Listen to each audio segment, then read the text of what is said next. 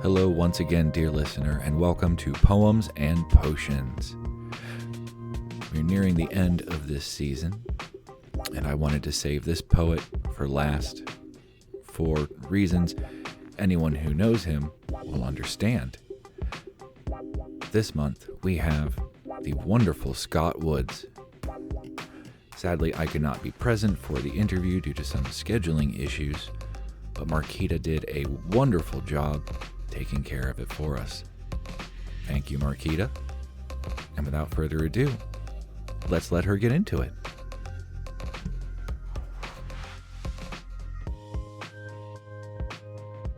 All right. So, we are here tonight. Ooh, I'm so excited. Okay, I'm going to try not to fangirl out on the whole thing. We're too good of friends for you to be doing that. I know. But we are here, but I still, what can I say? We're here tonight with the man, the myth, the legend. It is Scott Woods joining us tonight, and we are excited. I'm saying we, Poetry and Potions podcast. But I'm going to read his bio for those of you who may not know Scott and are getting to know him tonight. So Scott Woods is an Emmy award-winning writer and an event organizer in Columbus, Ohio. Woods is the author of 3 books: Urban Contemporary History Month in 2016, We Over Here Now in 2013, and Prince and Little Weird Black Boy Gods in 2017. He has been featured multiple times in national press, including appearances on National Public Radio. He is the founder of Streetlight Guild, a performing arts nonprofit, a 2018 Columbus Foundation Spirit of Columbus Award recipient, as well as the Greater Columbus Arts Council winner of the 2017 Columbus Makes Art Excellence Award for his event series, Holla, 31 Days of Columbus Black Art. Woods was named the first ever Face of Columbus by Columbus Alive. He is the 2022 winner of the Press Club of Cleveland, Ohio's Excellence in Journalism Award for Best in Ohio Essay Writing. He was awarded Best Columnist in Ohio in 2023 by the Ohio Society of Professional Journalists. He is the co-founder of the Writer's Block Poetry Night and an award-winning essayist. In 2016, he became the first poet to ever complete a 24-hour solo poetry reading, a feat he bested 7 more times without repeating a singular poem. Give it up for Scott Woods tonight. That's what I'm talking about. Columbus's own. And we love him. Scott is an icon. He's an icon here in Columbus. He ought to be a national treasure. That's all I got to say. But, you could call me biased or not. I would say that even if he wasn't my friend. But Scott, I want you to talk a little bit about yourself and share a bit of your journey as a poet. You just did it. Well, as a poet, and how did you first discover your passion for poetry? I've always written poetry as far back as I can remember, and I didn't start, I think, taking it seriously until my 20s, when I was briefly in college, and I was just writing poems all the time. They weren't any good. I didn't know that. I didn't really figure that out until, a little bit later in my 20s, when I started to get out into the world with it and see open mics and things like that. And so once that started to happen for me, um, I really took to it. I loved performing poems and being in front of people to do that. And I would publish like chapbooks and stuff like that on the side, a lot of those. But for the most part, it was about the stage for me and getting up there and doing that. Publishing was not really a thing that I was looking for. And I guess I'm a self-made poet, right? So I didn't study it in college. I didn't take classes. Me and the library card just went to work. And so I spent, much of my 20s and 30s like trying to figure out what poetry was. Didn't stop me from trying to publish them, didn't stop me from performing them, but I was very serious about getting better at it, learning it, figuring it out. And so that's the path, so to speak. Okay. So you stated that you've been writing for as long as you could remember. So when you began to get serious, as you say, about getting better as a poet, because it's hard for me to imagine that you just really had bad poetry out there, but I guess everybody's got to start somewhere, right? I got them over here on the show. You got them over here. I don't want you. Don't go get one. We're not gonna do that. So. Please don't. But are there any when you got serious? Do you have any specific experiences or moments that ignited your interest more in the poetry writing and being better at it? Sure. So I had the good fortune of coming up through poetry just when things like poetry slams were becoming popular and nationalized.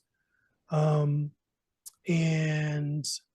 Love Jones happened in like 96. And so Black people started having poetry readings with, in places where it wasn't before. Like you could almost like draw a straight line from Love Jones to Columbus Black poet. It's like the existence of them. But yeah, there were different times along the way when I would get into something and start to get a handle on it, but it would open doors to another level. And so I would start digging into that other level. And so I, worked at the library. I still work at the library. And so I had access to that kind of stuff all the time. I would just go to work, and at some point I would just find myself in poetry stuff, right? Books and such. And back then, we're talking like the late 90s, early 2000s, like people were like really hot and heavy to put out like videos. And we're talking like physical videos, right? We're not talking about YouTube. YouTube didn't exist. So people were like putting out series of videos and CDs. And you could actually, if you were in New York, probably, you could get a record deal doing spoken word, and so there were a few of those. I've got a shelf back here that just has nothing but poetry CDs on it from that period, right? And so there was a lot of that kind of education going on, self-education going on. I guess I'll just add one more thing to that. Like when I started doing competitive slams, that was like going to like college, like not because the poems were all so good, but because you just get exposed to so much poetry in one fell swoop, right? So you might go to like a regional competition or a national competition, and there would be dozens or hundreds of poets there. And if you were like me, I was a sponge. I was just like, I need to hear as much as possible from as many places as possible. And so I leveled up in my ability very quickly because I'm a good listener. I'm a good reader. Right? I love sitting in a room where I'm surprised by art. I just love that. And so all of that got incorporated really quickly for me. Yeah, good. So talk to us a little more about the whole slam scene and how you just jumped right in that and some of the things you did around that because you did some stuff. I did. So locally, Writer's Block started the first poetry slam series here in the city. That happened because I had just kind of come across it on the internet, and I was just, and mind you, again, this was still pre-YouTube, right? There was no videos of it on the internet. So like I was like at the library looking at poetry series like the United States of Poetry, or Mm. listening to CDs like Poetry on the Record or whatever, and that would invariably lead you to something else that was kind of out there. And so I would find it. I would get a Maggie E. Step CD or something like that, or like the New Yorican Poets Cafe would put out an anthology or something. And so you get kind of get hip to that, and that's going to lead you in the late '90s. That's going to lead you to poetry slams. Um, it was almost as if the next generation of poets were all slam poets, right? Um, which was not technically true, but it seemed like that from where I was sitting. And so I got really caught up in that whole idea of competitive poetry. And then once I saw the documentary Slam Nation, it was a done deal. Like I saw that and I was like, we have to go to that. We have to be a part of that. And so we started sending teams. To regionals. Our first regional was in Dayton. That was in 2000, and then I sent a team to Seattle in 2001. That was our first team, and we sent teams for many years after that. But I always loved getting even more active, right? Like so, Mhm. I actually became a member of the executive council for the national organization shortly after entering, like 2002, 2003, Mm. almost upon entry to the national scene. Um, and it was a lot of work, and I was doing that for about 10 years, something like that. I was president for most of that time. Um, it's a lot of work and a lot of trying to build a car while it's moving type situation. Now, what was the documentary you said is called Slam Nation? I'm gonna, Yes. I'm gonna have to go visit that. Well, you'll have the opportunity next month when it shows at the Wex. Oh, I'm one oh, of that's right. that's Yeah. right. That's right. It's the third film out of my film series at the Wex next month. Tell us about that, Scott, since we're there. Film What you're series. doing at the Wex? Yes. So they came to me and asked me if I was ever interested in doing a film series, and I was like, absolutely. I've always wanted to do a film series. And they said, well, what would you do? And I've always wanted to do a poetry film series. And so it was literally that simple. They came to me. I had the idea ready to go, like the minute that they asked me. And that was it. We just started talking about what needed to happen. And so they gave me 3 dates, and I dug out several films. I said, well, here are my top three. If we can get those, that's great. And to their credit, they got them. I know a couple of them took some work because they're not newer films. Some of them were not readily available, right? They had to do some real finagling behind the scenes. I didn't have to do with any of that. All I had to do was deal with the creative parts, right? I'll be introducing the films. And naturally, we thought, oh, well, live poetry will be good. So there'll be poems at the beginning of the films by myself and one other local poet, depending on the day. And we're going to have a good time. Yeah, we are. I'm excited. I'm looking forward to that. Even though I know I'll be getting off of work at 7 and breaking speed limits to get over to Wexner, but yeah, I already got my tickets. Hey, and it's Excellent. pretty reasonable, people. They're under $10, just so you know, under Mm-hmm. $10. $7 for me because I'm a senior, so Oh, that part. But we ain't going to tell them you lying about that. because I'm not. Oh, Scott, every artist has moments that shape their artistic path. Could you talk about a turning point or a significant event for you that had a profound impact on your poetry, or were you just was like, it almost seems as if this is just what you were meant to do, all the things that you're doing. I mean, I hope so, because I gave over 20 years of my life to it. So here's hoping it wasn't wasted. But there are so many moments I really can't like nail down any specific one. It was like, this is the moment, but I'll give it a shot. I think the probably in like 96 or 7, probably 6. Again, right after Love Jones. I had already been writing lots of poems, prior to that movie coming out. So the movie hit me differently than it hit a lot of the people that I knew. But once that movie dropped, there was a reading series. I have to remember it was like the 5120, something like that, reading series. And it was 2 sisters who were roommates in an apartment, and they were throwing poetry readings in their apartment. Like they would just like cut out the lights, throw on some candles, because I guess that's what Black poetry is. And then there'd be like 50 people crammed into this apartment, right? And they would be reading poems.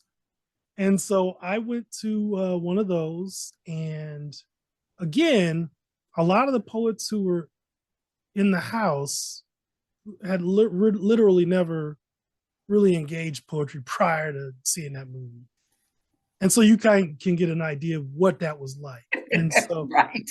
And then here I come with my little folder full of poems. And I hit them with a poem, and it was like, do another one. So I did another one. Do another one. I did a third poem, and so it was like that right out the gate for me. And so that was pivotal, right? Like all of a sudden, all this stuff I had on paper had another place to live. And it had an audience for one. Like I had never really done much with those, except make little bootleg chapbooks that no one could find, Well, yes, Scott, I think, yeah, I'm with you. I hope you were made for this, especially like you said, you put at least 20 years of your life into it. And when you gave like the dates of when you sent the first team to like a regional poetry slam and then to a national poetry slam, and it's like, that was like 23, 24 years ago. Yeah. So you have put over 20 years of your life into this whole poetry scene, but even more with you, just a whole cultural arts thing. You, when did you decide, and when you were doing all that you were going to be like, what do I want to say? That you were going to have put impetus behind getting culture out to the people and having culture available? That was also pretty early on. It didn't become like an official thing until later, but I was very early on trying to organize events and do little shows and things.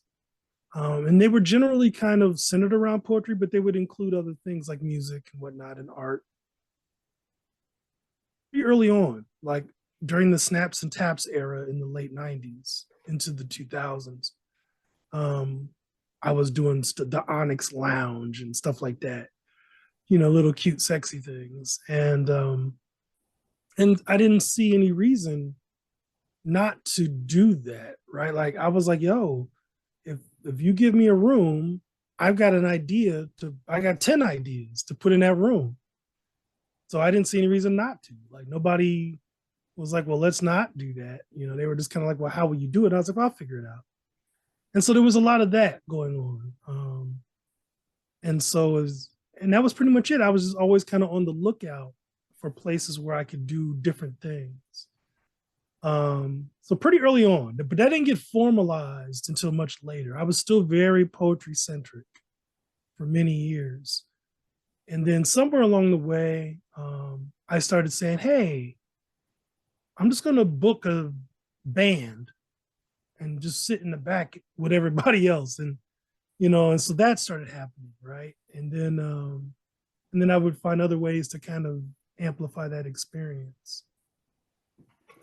So talk to us a little bit more about this whole snap and taps.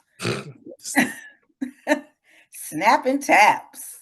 Well, snaps and taps was pretty much not technically the only, but pretty much the only Black space that anybody in my generation knew about that existed where we could come and be expressive. And I say that to say, like, if you were an artist or a writer or a poet or a musician and you were Black and you weren't 50 or whatever, like, this is where you go.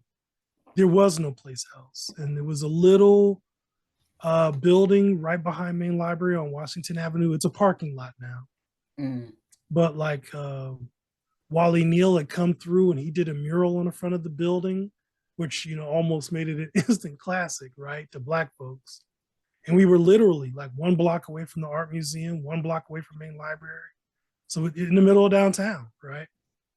And Todd Tooney was the owner. There was a couple other guys hanging around, but he was basically the one calling the shots.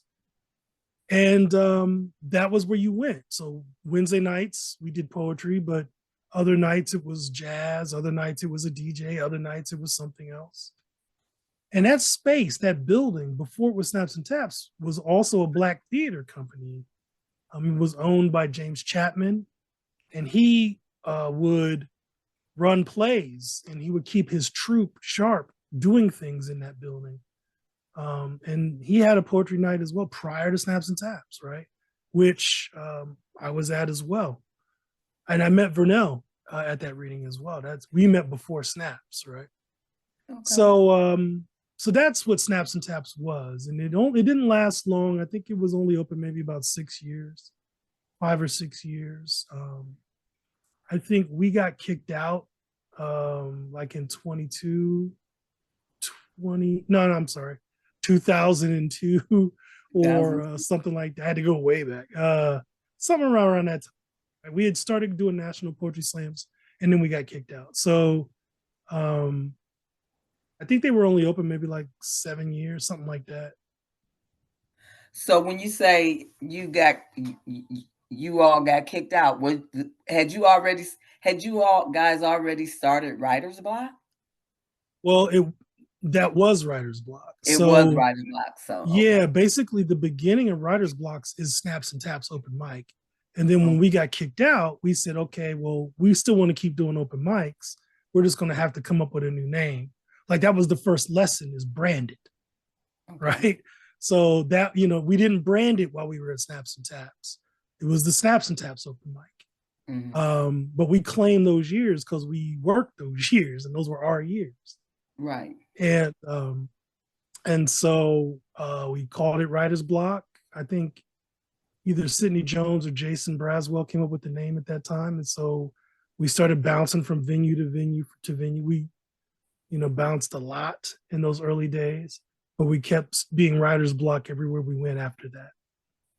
Okay. Writer's Block lasted a long time. A long time.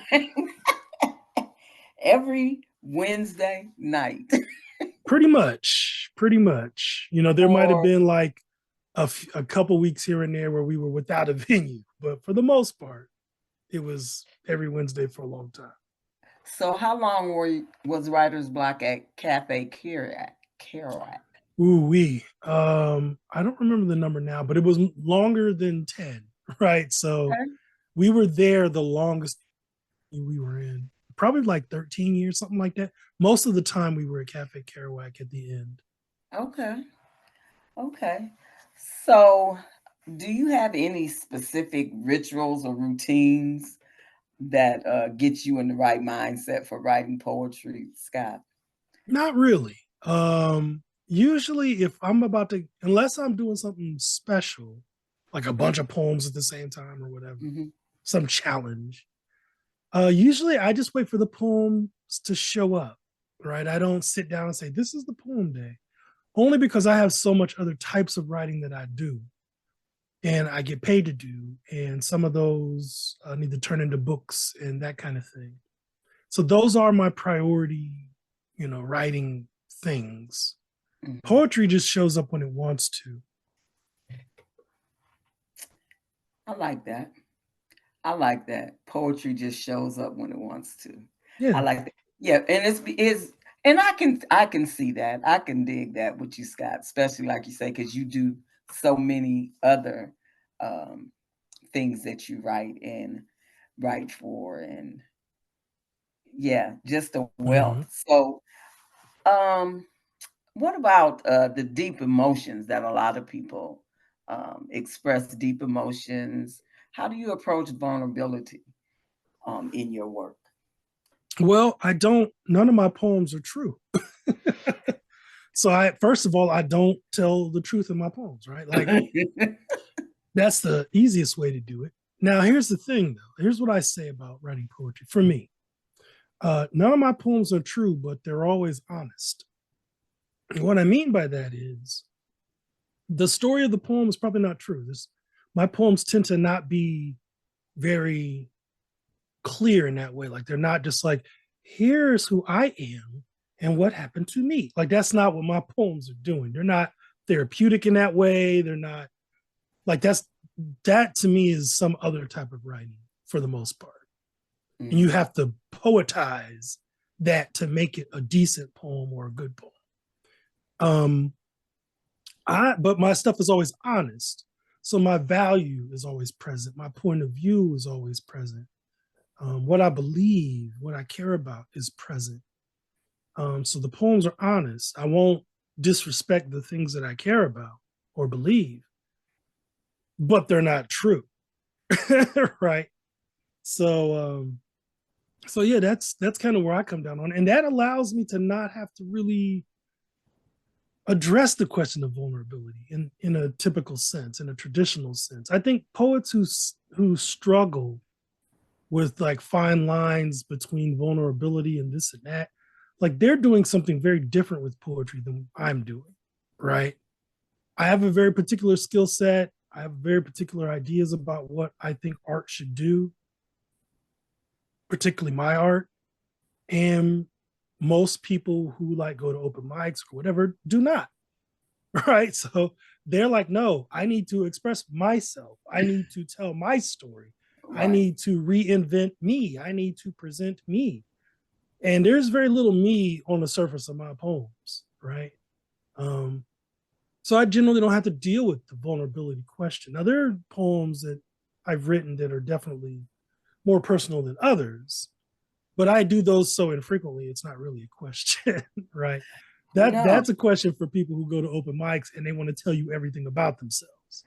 Right. And I understand that you're because that's more, I mean, I'm newer to writing poetry, but that's more of how I write. So I can understand that. It's like I don't, yeah. So So I how do like you that deal with that?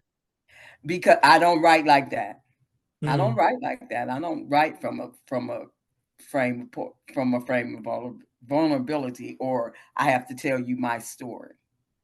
So I could just steal your words and say my poetry is honest, but it's not always true. You should.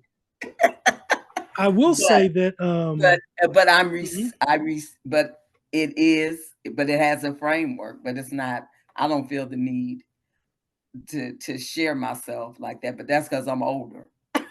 Well, You know. and I think that people who are new to poetry, regardless of their age, I think if when they start coming out to open mics, or even if they just start writing, most of that early stuff is very confessional in that way, right? It's very personal. They write exactly how they feel and what they want to feel, and I'm not dogging that. Right. Like I don't write that, but I'm not dogging that. Like I get that that's what you need to do as a person before being a poet, and knock yourselves out. Knock yourselves out. I mean, I called those people up on the stage for many years and let them do that to me every week. So knock yourselves out, man. No. Yeah. I get it. and then for me, it's probably just more because I'm I tend to be quite private but I'm willing to share, with people. You know what I'm saying? But uh, you know, yeah, everybody don't need to know everything. That's for me. They do not. so so that's how I operate. But yeah, so I like that. Um, I want to talk about a little bit with you because you always describe yourself as a pessimist. So tell me about that, Scott. Well, I think that the more that you learn about how the world not only is, but as it operates, right, as it is designed to operate, I don't know why more people aren't more pessimistic, frankly. But I do think, actually, but frankly, I think that more people are pessimists than they can admit. And you can tell that by their actions, right? It has very little to do with what they've sat down and conceived of as pessimism. All you got to do is look at their actions and you can see how pessimistic they are. There's way more of them than there are not, right? All you got to do is look at half the country that doesn't vote, or look at all of the people who are just tapped out of political processes, or people who are tapped out of art, right? Or the people who are tapped out of the act of reading. Like, I think those are pessimistic people. Oh. you know, generally speaking, without getting into the weeds about it, I think there's far more of that than there is not. So I wonder if James Baldwin was interviewing Scott Woods, and Scott Woods told James Baldwin he was a pessimist. I wonder would he respond to Scott Woods the same way he responded to Nikki Giovanni when she said she was a pessimist. Well, I mean, I would love to find out, but I mean, if are you saying if I told him I was a pessimist, or if you're saying I told him he's a pessimist? No, that if you told him you are a pessimist. Yeah, I think he would. I mean, I don't know. I mean, I think he probably would have a lot more respect for Nikki Giovanni than he had for me. So I imagine the answer would be very different and much shorter. I don't know. I mean, his response to her was, I don't think you're a pessimist. I think you're a realist. Well, I mean, yeah. I mean, but I think, there's a point, right? There's a line. I think that, well, here's the thing. Maybe it's not a line. It's more like this. What we're really talking about is your capacity for hope. Well, to me, pessimism is easy. That's way easy. It's harder to have hope. Like, we can put it on and fake it, whatever. But ultimately, real hope is hard to maintain and to hold on to. And so even as a self-admitted pessimist, it's not that I don't have hope. If I had no hope, like zero hope, we wouldn't be having this conversation. Right? Like, there would be no point. Right. Right. Go off and do what I want, and that would just be it. And everybody just watch out. Here comes Hedonist Scott. So so I have just enough hope to keep trying. Right. And so it's just a question of how much of that is the world taking away at any given moment or any given year, right? Right. And so I think that's where kind of Baldwin is kind of coming from in a way, where he's like, well, you're not really a pessimist. Like, if you were a pessimist, you wouldn't say you love Black people or this and that.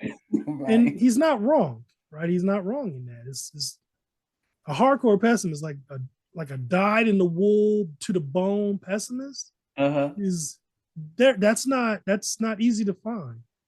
But like pessimism, that's way easy. That's very easy to find. Yeah. Absolutely. And you're right. There's always got to be some hope, because if you didn't have any, we wouldn't have all these great things that we get with Scott Woods. That is true. That is true. If you don't have any hope, you can be very selfish. Right. You have I mean, license. why not? Because why not? Yeah. You know, since I have nothing to hang, well, my hope on, I may as well just be over here by myself. Ain't no need in fooling with you.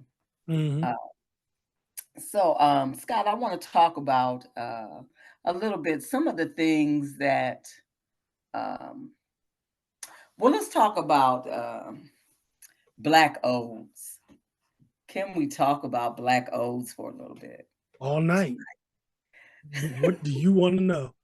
I want to know uh, how did you come up with the whole concept for Black odes, which, by the way, is just amazing. Thank you. I was contracted to put on a concert through the Johnstone Fund for New Music.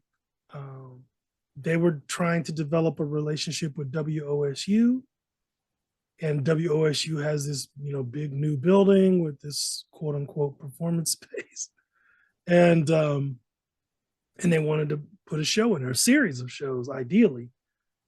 But they came to me and they went to WOSU, and they said, "Well, we want to work with Scott." And so WOSU said, "Okay," and they said, "Scott, give us a show."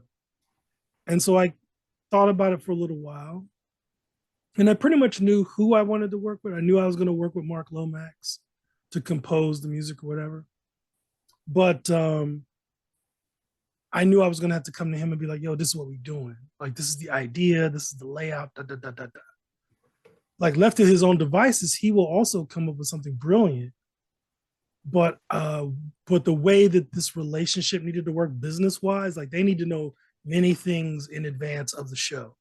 And Lomax is not a many things kind of person. I am. And so I can give you whatever you need by whatever deadline you want.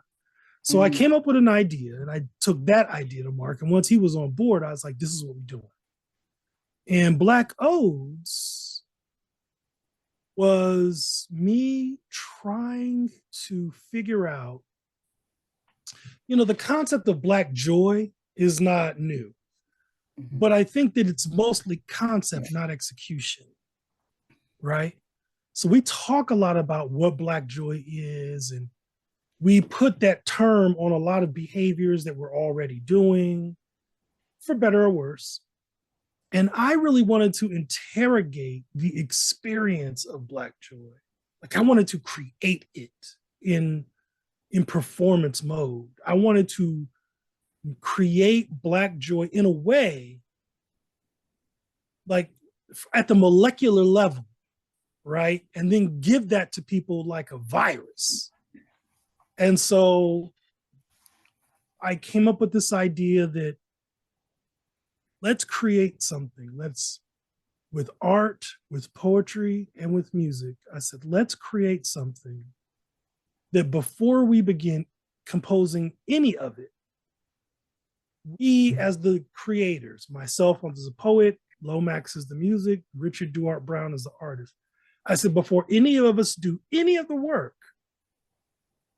at any time that we're doing the work, we have to clean the plate of ourselves. We have to totally remove all of the negative connotation, all of the things that we normally lean into as Black people that, come from painful histories, trauma, whatever. I said, and only think about what it would be like to live as a Black person in America, fully experiencing true liberty, true freedom, true ability and agency. Like, what would that feel like on a day-to-day basis? What would our lives look like? What would we talk about? What would it feel like? And so we had to do that mental, emotional, sometimes physical work before we even write or create or paint. And so you have to almost go through a ritual. And I didn't dig too much into what their rituals were. I knew what my rituals were. But I said, you got to do this so that this thing that you create is imbued with the experience of Black joy, not the idea, not the aspirational notion of Black joy. You have to almost be experiencing as close as possible, and then you create. You know, what we do so often as Black artists in almost every discipline is very aspirational.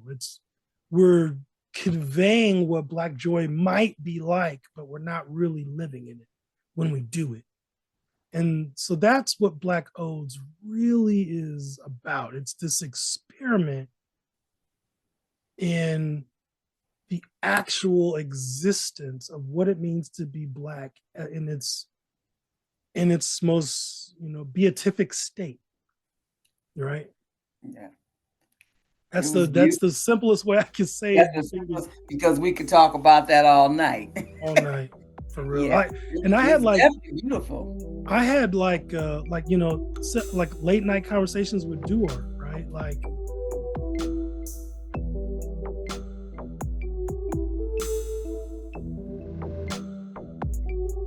and that is where we are going to stop for today. Please join us again in 2 weeks for the second half of our interview.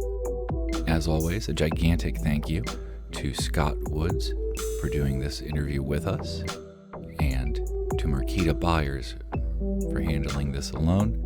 Thank you so very much. And of course, a big thank you to you, our listeners. Poems and Potions is produced by Mandar Kath, Marquita Byers, and R. Taryn Lear. If you'd like to support us, you can find us on Patreon at patreon.com/rtaryn. Music provided by Charity Dietrich. Sound support provided by A.D. Dietrich. Thank you all, and have a great day. Bye-bye.